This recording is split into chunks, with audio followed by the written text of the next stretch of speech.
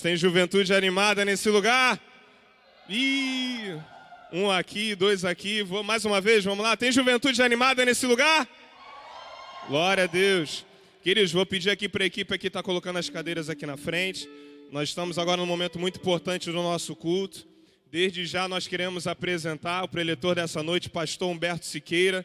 Está aqui retornando a essa casa, um homem de Deus. Você que ouve rádio aí, né? Hoje a galera está com YouTube, podcast, mas muita gente que ouvia a melodia como a mim, né? Com certeza ouviu nos tempos áureos aí, pastor Humberto Siqueira nos debates, gostava de ouvir. E como eu conversei com ele enquanto nós estávamos voltando, é um prazer estar com ele aqui novamente. A gente vai ter um bate-papo agora, gente. Negócio aqui, olha, separa a tua melhor pergunta, tá com dúvida, irmão? Esse é o melhor momento. Nós temos falado aqui nessa igreja, nós clamamos por um poderoso avivamento sustentável, não só um avivamento de culto, ou apenas de um domingo, ou de sábado, não. Esse congresso também vai te ensinar, esse congresso é pedagógico. Então, com muita alegria, eu quero que você receba com palmas, com glória a Deus, pastor Humberto Siqueira, por favor, pastorzão, vem aqui em cima, aplauda ao Senhor, celebre ao Senhor pela vida dele. Glória a Deus. Pastorzão, um prazer novamente estar aqui, bênção demais, pode se assentar, fica à vontade. E aí, gente, só explicando algumas coisas, nós estamos aí, enquanto o culto está acontecendo, o congresso está acontecendo, nós estamos com a nossa tenda de oração. Então, talvez você já foi, ou algum irmão vai tocar no seu ombro, campeão, vamos ser ministrados pelo Senhor. Nós temos aí nossos intercessores ministrando na sua vida, orando, liberando aquilo que Deus, o reino de Deus, aquilo que Deus tem para fazer na tua vida. Então, tem 2 obreiros, 2 intercessores para serem orados de forma sucinta ali, você vai lá e recebe a sua oração. Outro sim, pessoal. Vão ter perguntas nesse bate-papo. O pessoal até deixou aqui, ó, o zap, bem explícito, né? Zap para perguntar no bate-papo, né? Então, nós temos aí o nosso líder Davi. Mande a sua pergunta. Neste bate-papo, o tema é Reino de Deus, tema do nosso congresso. Assim na terra como no céu. Nesse bate-papo, o nosso foco vai estar sendo o Reino de Deus manifestado na sociedade. O reino de Deus manifestado através do seu trabalho, da sua profissão, no mercado de trabalho, mas na sociedade em geral. Nós cremos que Deus desperta os santos, salva os perdidos e reforma a sociedade, amém? Então, traga a sua pergunta. Qual é a pergunta que você tem para fazer? Nós temos aqui uma pessoa capacitada para responder as perguntas mais cabulosas. Acostumado... E acho que eu não souber, pastor Júlio responde. Então, pastorzão, para deixar o senhor livre, eu não vou falar muito, tá com o senhor. Eu queria que nessa introdução, o senhor falasse dessa importância do jovem, do adolescente, ter essa consciência de que ele é um representante de Deus, não só nas 4 paredes de uma igreja ou de um culto, mas na sociedade, no mercado de trabalho, na profissão que ele tem. Então, fique à vontade. Obrigado. Antes de mais nada, graça e paz para todos. Boa noite. Agradecer a Deus pela oportunidade, de estarmos juntos aqui nessa noite abençoada. Agradecer também meu queridíssimo amigo, pastor Júlio Fonseca, a quem eu nutro muito respeito, muita admiração e gratidão a Deus pela sua amizade. É bem verdade que eu não vou deixar de aliviar um pouquinho a minha barra aqui, dizendo que essa parte foi combinada, mas a minha secretária acho que quis fazer com que eu chegasse aqui e fosse pego de surpresa, Então, mas enfim, é algo que eu vivo há 24 anos. É bem verdade que hoje na Melodia não tem mais pergunta ao vivo. As perguntas são feitas à produção. E ali o Eliel do Carmo escolhe algumas. E na maioria das vezes as perguntas nem vêm para a gente. São perguntas feitas ali na produção mesmo. Mas parabenizo vocês pelo tema. Não é um tema simples de se viver. Não é um tema simples. É simples de falar. Confesso até que enquanto estava ali sentado, meditando, um dos cânticos, o último, se eu não me engano, sem ser o aqui do Aperte a Mão do Seu Irmão, que é da minha época, que resgataram a maioria, e nem, acho que, talvez não tenha nem cantado, não sei se vocês costumam cantar aqui essa música, mas eu não ouvi essa música há muito tempo. Mas glória a Deus, porque eu relembro aí a minha adolescência, a minha juventude na igreja. Mas cantamos uma música, eu sou muito ruim de lembrar letra de música, irmãos, muito ruim. Mas cantamos uma música aqui ainda agora, que se você prestar bem atenção na letra, para cantar, prestando atenção na letra, não é fácil. Nós acabamos de dizer aqui para Deus que nós gastamos os nossos dias para Ele. Não é isso? O que mais? Abrimos mão de tudo. O que mais? Abrimos mão de tudo por amor a Ele. E falamos que Ele é o dono dos nossos dias. O culto prestado a Deus, o momento do louvor, tanto quanto da palavra, e todos os momentos que nós participamos, é um momento nosso com Deus, de interatividade, de reciprocidade. Nós adoramos e recebemos de Deus também o manifestar da sua presença, da sua graça, da sua misericórdia no culto. Mas se pensarmos no que acabamos de dizer aqui cantando, irmãos, é muito sério. Eu parei para pensar no que estava cantando, em Cristo digo a verdade, não minto, estou no altar dele. Parei para pensar no que estava cantando e me questionei. Não é? Ele é o dono dos meus dias, abro mão por tudo, por amor a Ele. Então eu acho que para a gente começar aqui, esse bate-papo, essa conversa, e pela responsabilidade que tenho aqui de falar desse momento importante que todos nós vivemos, e porque esse momento é muito importante, porque eu não me lembro de nenhuma outra época, pelo menos do Brasil, e eu falo do país que eu conheço, porque eu não tenho experiência lá fora, mas eu não me lembro de, no Brasil, o povo evangélico ter sido colocado tão em evidência como estamos agora. Eu não me lembro. Galera aí, né, mais antiga vai lembrar que, por exemplo, nós nunca tivemos um presidente da República que, embora não seja evangélico, mas tinha proximidade com os evangélicos por uma questão de defesa de valores, e a sociedade polarizou. De um lado esquerda, do outro direita, de um lado princípios evangélicos bíblicos, e aí não é princípio do crente, do protestante, é princípio cristão bíblico, e de um outro lado defesas da esquerda. Quem faz faculdade aqui? Alguém faz faculdade aqui em federal? Ninguém tem essa ótima experiência, não? Você faz? Então você melhor do que eu sabe como a esquerda, e se houver alguém aqui, eu quero que me perdoe a colocação, não vou entrar em política, só estou colocando aqui os dois lados que existem, como hoje em dia existe uma massificação que tenta conscientizar e muitas vezes até ganhar jovens para a defesa de valores que são contra aquilo que nós defendemos. Em 2018, na primeira vez que o país ficou polarizado, foi quando eu comecei a me posicionar na Rádio Melodia, que até então eu não falava de política, e ali eu comecei a falar, mas não de política, no sentido da palavra do exercício político, mas no exercício da cidadania e da defesa dos valores cristãos. Estou falando isso porque tem tudo a ver com o tema que vocês estão trabalhando, que eu tenho certeza que o Espírito Santo inspirou a liderança da juventude para trabalhar. Reino de Deus, aí nós cantamos e falamos, que seja feita a tua vontade, assim na terra como no desafio tremendo. Penso demais, pastor. Eu faço faculdade federal, sou de exatas, mas a galera de humanas acaba pegando isso de uma forma até triplicada, né? De uma forma mais intensa. Pastor, aproveitando até esse gap, porque a faculdade é o Esse lugar... o quê? Esse gap. O que é gap? Estou pegando esse gatilho, essa iniciativa. Eu tive que pensar para não falar errado. Não, é porque é o seguinte, irmãos, eu confesso que eu falei, não sei se foi aqui, eu não me lembro bem, mas foi no ministério, nesse ministério que eu falei isso, eu lembro como se fosse hoje, que eu perdi um pouco da pegada de pregar para jovem, né, irmãos? Quer dizer, que nesse gap, eu falei, pô, gap? O que é gap, cara? Eu estou desatualizado. Eu fiquei até com medo agora, a mente travou, eu falei, meu Deus, Ele fala assim, nessa corrigido. Nessa vibe. Aí já estava mais, era mais antiquado, né?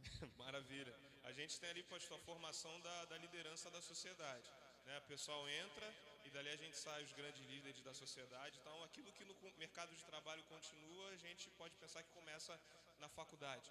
E aí eu vou aproveitar até para fazer a primeira pergunta. Como um cristão pode se posicionar, ou qual a melhor maneira do cristão se posicionar em relação aos seus princípios e valores?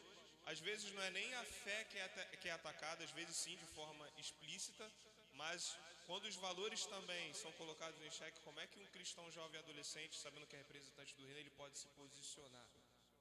Não negociando valores bíblicos. Valores bíblicos são inegociáveis. Hoje em dia, não é meu papel aqui provocar essa discussão, mas hoje em dia, questões nossas que são basilares da fé cristã, de princípios bíblicos, são discutidos. Como, por exemplo, quando você encontra a igreja evangélica discutindo hoje a aceitação do aborto ou não. E aí é uma discussão acalorada. E você vai pegar uma galera de ciências humanas, vai pegar uma galera cristã. Eu conheço pastores renomados que, por exemplo, defendem o aborto. Eu não defendo o aborto em aspecto absolutamente nenhum. Nossa igreja também não. Graças a Deus. Para não passar aperto aqui. Eu conheço um pouquinho o pastor Júlio, então eu vou com um pouco de folga falando algumas coisas. Não negocie. Por exemplo, o uso de drogas, a liberação das drogas. As lícitas já existem e agora as ilícitas. Uma discussão muito grande é o próprio uso da maconha. Oh, glória. Falou maconha, o diabo está repreendido em nome de Jesus. Queima ele, Jesus. Enfim, são princípios que são discutidos, como, por exemplo, a própria questão do homossexualismo. Pode. A própria questão do homossexualismo também é uma coisa muito discutida hoje. A ideologia de gênero, como que a igreja se posiciona com isso? Como que você hoje vai lidar com isso se dentro da igreja tem muita... isso hoje tem acontecido muito. Nós temos tido que aprender a lidar muito com isso. Até com as pessoas que chegam aqui precisam ser tratadas e bem tratadas e evangelizadas. Então, eu tenho certeza que a igreja evangélica nunca foi tão desafiada a aprender a lidar com esses tipos de desafios que vão acontecer o tempo todo e que a gente vai ter que aprender a lidar. E a maneira de se posicionar é não negociando valores nem princípios bíblicos. Não negociando. Se tem uma coisa que Deus não negocia, é santidade. Bênção pura. Mais alguma pergunta, pessoal? Vai jogar aqui no telão? Vamos ver aqui, pastor? Vamos ver as perguntas que o pessoal colocou. Eu leio para o senhor, pode deixar. Qual seria a principal atitude para viver o reino de Deus na terra? A principal atitude para viver o reino de Deus na terra. Perdoe-me, eu não tenho como inventar nada que não seja aquilo que nós aprendemos desde cedo na igreja e em escola bíblica dominical. Bíblia. Bíblia é nosso único manual de fé, de prática cristã. É naquilo que nós acreditamos. Então não existe outra atitude a não ser seguir a palavra de Deus, seguir a Bíblia. É fácil, sim ou não?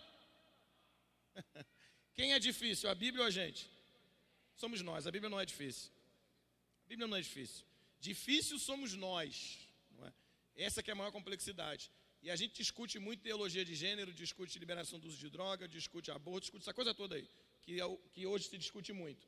Mas nós, por exemplo, esquecemos das duas leis fundamentais que Cristo colocou como padrão para comportamento, e ele foi questionado a respeito disso. Quando questionado pelos fariseus, Mateus capítulo 22, a partir do 34, perguntaram a ele quais eram as leis mais importantes. E ele resumiu, eu vou usar o decálogo aqui porque é o padrão de lei, né, que são os 10 mandamentos. E ele resumiu tudo, o decálogo todo, a Torá toda, em duas leis. Amar a Deus sobre todas as coisas e amar ao teu próximo como a ti mesmo. Volto à mesma teoria do início. Nós cantamos aqui que amamos a Deus sobre todas as coisas. Porque quando você cantou que larga tudo, que abre mão de tudo por amor a Deus, isso quer dizer que você ama a Deus acima de todas as coisas.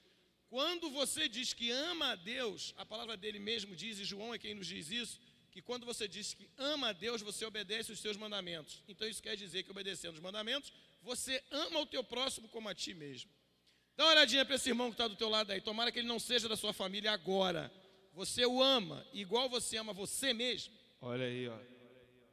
Quem está do lado de esposa, esposo, pai, mãe, aí não vale. Aí não vale. Então, a atitude que nós devemos ter é a atitude bíblica. E se você quer um padrão para seguir, está aí. Amar ao próximo, amar a Deus sobre todas as coisas e amar ao próximo como a ti mesmo. É um reino de amor, mas um amor bíblico, né? Bíblico. Não é um amor que o pessoal tem deturpado por aí. A propósito, todas as vezes que a Bíblia cita, pelo menos todas não, desculpe, mas Mateus 22, 34 ao 40, 1 Coríntios 13, 1 João 4, 7 ao 21, tem mais uma aqui que eu não estou me lembrando, mas pelo menos essas 3 vezes que a Bíblia cita a palavra amor, ali no original, no grego, é exatamente caridade, porque é o amor em prática. Então, eu posso dizer que amo, só que o amor é subjetivo, o amor é abstrato, então eu posso dizer que amo o pastor Júlio. E digo facilmente, amo Júlio. A gente brinca com a intimidade que temos, chamamos, amo Julinho, pastor Júlio. Eu amo o pastor Júlio, eu amo Julinho. Isso eu estou falando. Como que isso se materializa? Então eu posso virar aqui, que a igreja faz muito isso, vire para o seu irmão e diga que você o ama. Aí você vai dizer para ele, meu irmão, eu te amo. Como você diz que ama. Isso é abstrato, é subjetivo. Como se torna objetivo? Como se materializa? Com as minhas atitudes. Então, quando a Bíblia usa no original do grego a palavra amor, aí nesses 3 textos que eu citei, é caridade, é amor em ação, é tornar o que é subjetivo em objetivo, é tornar o que é imaterial, abstrato, em materializado, atitudes. Perfeito, pastorzão. Próxima pergunta.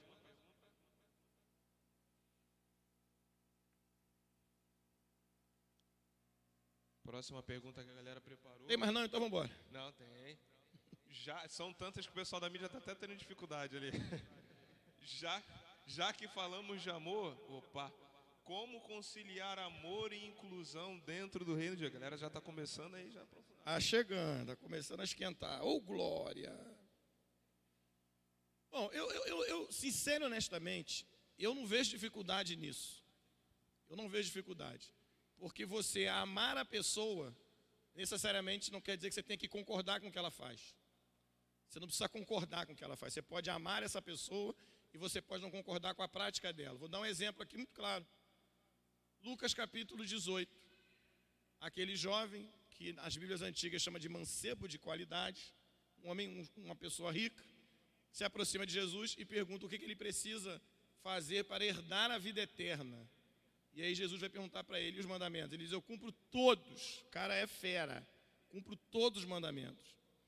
Bom, ele não cumpria todos. Isso fica muito claro quando Jesus diz para ele, então está faltando uma coisa. Vai lá, pega todos os seus bens, vende, dá aos pobres, volta, né, e me segue. Abre mão da sua riqueza. E aí o texto diz que ele, obviamente, não querendo abrir mão da sua riqueza, saiu. E o texto vai dizer que Jesus o olhou e o amou. Então, por várias vezes, você vai ver uma prática de Jesus de amor, mas, no entanto, ele diz, vá e não peques mais. Então, eu posso amar a pessoa, ela pode ser incluída no reino de Deus, só que eu vou voltar a dizer, vou insistir. O fato de incluir ela no reino ou na igreja, e eu vou te dizer até mais, incluir ela na igreja, irmãos, é um direito da igreja. Não é o nosso caso aqui, graças a Deus, mas existem igrejas hoje, eu conheço, que o estatuto já não faz mais acepção de pessoas. É porque eu vou causar problema para o pastor Júlio, vai ter que resolver depois. Eu vou falar tu que se vira, depois que eu vou embora mesmo. Tem uma igreja na nossa convenção, um pastor que já foi presidente da convenção, e também, irmão, se eu ficar escondendo aqui, vocês vão achar isso na internet aí rápido. Acha fácil. Na nossa, até porque eu posso falar aqui, você pode falar assim, pastor, mas tem uma igreja da convenção. Pois é, tem um pastor da nossa convenção que já foi presidente da convenção. Possível até que alguns aqui tenham ouvido ele em algum evento. E hoje a igreja dele é uma igreja que a ceia é inclusiva. Qualquer pessoa que chegar pode participar da ceia. Pode participar da ceia, é uma defesa dele. Isso ele postou nas redes sociais e é meu amigo pessoal, eu conversei com ele sobre isso. Ele entendeu dessa forma. Tem os argumentos dele, que não me convenceu. A igreja tem o direito, no seu estatuto, liberar que pessoas que não são batizadas participem da ceia, ou que se batizem, por exemplo, vou dar um exemplo aqui, porque eu não estou citando pessoas, não conheço ninguém aqui, então ninguém vai se sentir atingido. Por exemplo, uma discussão que tem hoje, casamento civil e união estável. Então a igreja pode, no seu estatuto, aprovar que a partir de agora, união estável é aceito como casamento e a pessoa pode se batizar e pode participar da ceia. A igreja pode fazer isso sim ou não? Pode, claro que pode. Se a maioria aprovar, está aprovado. Só que uma coisa é o estatuto da igreja, outra coisa é a Bíblia. Uma coisa é o pastor batizar quem ele quiser, outra coisa é a pessoa entrar no céu. Perfeito. Pessoal, para uma pergunta aí relacionada ao mercado de trabalho.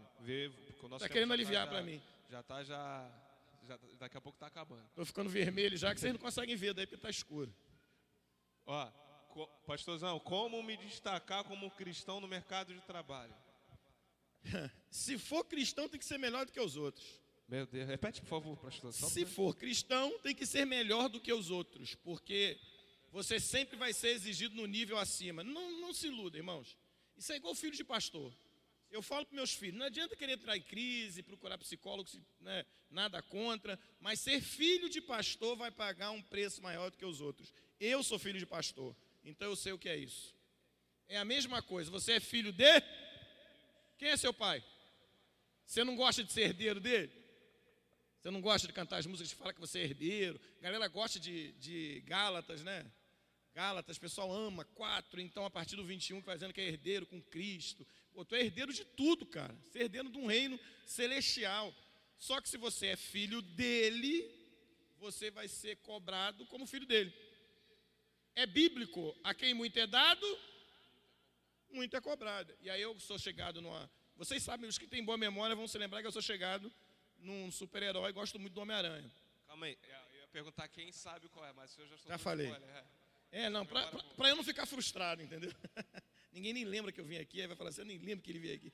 Que dirá que... até preguei, acabei tirando e mostrando a camisa do Homem-Aranha, né, que estava por baixo e tal. Esse negócio viralizou, aí teve um pastor amigo meu, o pastor Léo, meu irmãozaço, ele virou para mim, na minha época eu comecei a usar essa barba aqui também, ele virou para mim e falou assim, amigo, o que está vendo contigo? Eu falei, por quê? Cara, tu está pregando com camisa do Homem-Aranha e está usando essa barba ridícula. Coisa de amigo. Coisa de amigo, só amigo fala isso. Eu falei, calma aí, rapaz, a camisa do Homem-Aranha tem um contexto, aí gostar de Homem-Aranha eu gosto mesmo. E aí eu falei, e é uma frase que eu gosto muito, né, que o avô do Peter Parker fala para ele quando está morrendo. Com muitos poderes, muitas... Então, quando você chega num lugar que você se diz evangélico, que você é identificado como evangélico, o sarrafo vai ser mais alto. Você vai ser mais exigido. E você tem que viver segundo o padrão da exigência que você tem sobre a sua vida. Então, ser cristão tem que ser melhor do que os outros. Eu já sou do princípio que você tem que ser melhor do que os outros, independente de qualquer coisa. Sendo cristão, aí tem que ser melhor ainda do que os outros. E o pior é que não é só na competência técnica, não. No conteúdo de conhecimento, seja lá de que área você exerce, não. Mas é também no padrão de comportamento. Perfeito. E a gente tem os exemplos aí dos jovens na Bíblia, José, Daniel, fantástico. etc. Espírito excelente, então tá para aí, bastante coisa. Pessoal, só mais 2 perguntas relacionadas aí. Pode mandar bala. Essa daí já foi, né? Próxima pergunta. O pessoal está separando. O que seria essa afirmação? Assim na terra como no céu. A oração quem está ensinando é Jesus, né? Então, assim como é um princípio do céu, um princípio que eu já citei aqui, vou repetir, que é um princípio bíblico, é um princípio da vontade do Pai. Então, eu preciso viver o mesmo padrão de vontade. A minha vontade tem que ser consoante com a vontade de Deus. Céu nada mais é do que um lugar geográfico para a gente entender que é o comportamento de padrão cristão, que é o comportamento bíblico. Então, assim como você olha para o céu, ora, né, pensando no céu. Então, quando nós nos reportamos céu, reino de Deus, como um lugar geográfico, nada mais é, independente do lugar geográfico, físico, nada mais é do que o padrão de comportamento cristão, segundo a palavra de Deus, que seja feita a tua vontade, a vontade dele. Céu, o que nós esperamos de viver no céu, irmãos? Qual é o padrão? E aí eu vou te dar uma lógica para você pensar, vou te dar um caminho para você pensar. Porque com 24 anos de melodia, com alguns anos estudando palavra bíblia, que é uma coisa que eu gosto muito, eu hoje tento trazer pensamentos que vão produzir em você alguma mudança de comportamento. Porque eu posso teorizar aqui, com modéstia à parte, muita coisa em cima de teologia ou até de filosofia, que são minhas formações iniciais. Mas não vai adiantar nada se não trouxer mudança para você. Então eu vou te dar um padrão do céu. A Bíblia diz em Gênesis 2:8, e essa colocação me ajudou muito em determinado momento da minha vida. Diz que Deus formou o homem e o colocou no meio do jardim. Aqui, ó. Isso quer dizer que Deus formou você com as mãos dele. Gênesis 1:26 diz que Deus formou o homem em sua imagem e semelhança. Essa imagem e semelhança não é física. Essa imagem e semelhança é moral e espiritual. Então Deus, com as suas mãos, formou o homem e colocou nele sua imagem e semelhança de caráter moral e espiritual. Então você foi feito por Deus para ser algo que ele quer que você seja. E o texto diz que colocou o homem no meio do jardim. Vamos pensar no jardim do Éden, fisicamente, como centro da vontade de Deus, e é. O homem perfeito, um homem que não tinha pecado até desobediência, um homem à imagem e semelhança de Deus e colocado no meio do Éden. Éden, uma das traduções do hebraico para a palavra Éden é terra das delícias. Era um lugar perfeito, que não tinha nada contrário. Tudo era perfeito, não tinha espinho, para a gente ter uma ideia de tão perfeito que era. Era um lugar maravilhoso. E o texto de Gênesis 2:8 diz que Deus formou o homem com as suas mãos e o pôs no meio. Então, assim na terra como no céu, eu preciso entender isso aqui como: eu tenho que ser o que Deus me formou para ser e tenho que estar na posição que Deus me formou para estar. Assim na terra como no céu. E aí vem mais. Gênesis 3:8 formou e colocou. Gênesis 2:8. Gênesis 3:8, aonde o homem foi parar? Escondido. Se escondendo por trás, no jardim, por trás das árvores. Então eu tenho que ser o que Deus me formou para ser e eu tenho que estar onde Deus me formou para estar. Isso aqui resolveu a minha vida num determinado momento. Fazer uma pergunta para vocês aqui que estão com esse tema do reino dos céus. Você é o que Deus formou você para ser? Você está na posição que Deus formou você para estar? Assim na terra como no céu. Se você não estiver, você está como Adão e Eva quando pecaram e aí foram se esconder. Quando Deus pergunta: Adão, aonde você está? Vocês são inteligentes e sabem que Deus sabia onde ele estava. O que Deus queria era que Adão e Eva se vissem na posição que eles se colocaram. Então, por exemplo, vou dar um exemplo aqui. Você escolhe uma profissão e essa profissão pode ser para você uma espécie de árvore. Porque você pode se esconder de ser quem Deus chamou você para ser e de estar onde Deus chamou você para estar atrás de uma profissão. Uma fuga, né? Uma fuga, um esconderijo. Você pode até, aqui que é mais pesado, ainda vai ficar também para o Julinho resolver, carinhosamente. Você pode, ninguém chama de Julinho depois do que eu falei não, irmão. Você pode até exercer um ministério na igreja e ele para você é como se fosse uma árvore, uma fuga, um lugar para você se esconder. Eu não vou nem abrir para outra pergunta, como diz aí lá fora, você vai dormir com esse barulho aí, pensa aí na sua cabeça. A gente vai terminar a nossa sessão, pastorzão, daqui a pouco a gente está de volta aí com a pregação. Pessoal, creio que foi benção. Quantos aqui tiraram suas dúvidas? Quantos aqui foram esclarecidos? Maravilha, pastorzão, quero te agradecer, tá? Daqui a pouco a gente está voltando novamente. Quero chamar aqui, aplauda ao Senhor. Quero chamar aqui o líder Davi.